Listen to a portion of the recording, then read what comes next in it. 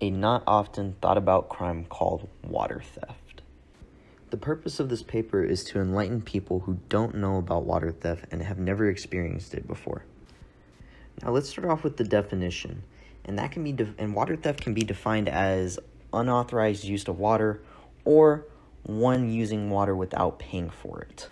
A point that is made throughout the paper is the different types of people who steal water.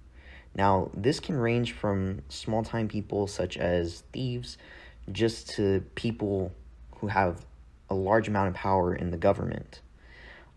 Typically, when somebody who has a large amount of power is using water without the authorized use, it is because they are doing it to benefit themselves rather than the people that they promise to serve.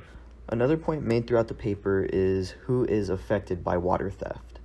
Now, typically, water theft affects everybody, but it impacts people who are not good financially the most.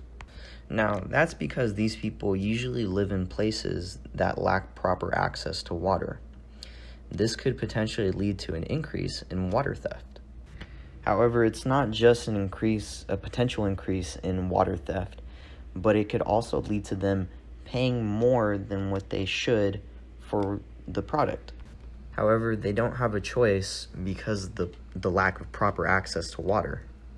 So, what are the types of opinions on water theft? Well, there are two main different types of opinion on water theft that people employ. The first thought is that water is a basic human right for all. Commonly, these people believe that water should have no price tag.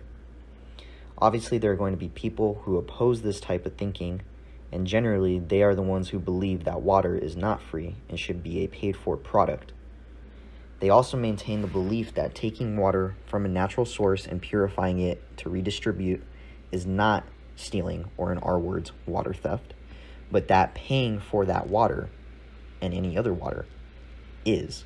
And then you have people who are in the middle of the pack, who believe that water is an equal right for all humans, but they also believe that water being taken from a natural source, being purified, and being redistributed is not a basic human right, and that is water theft.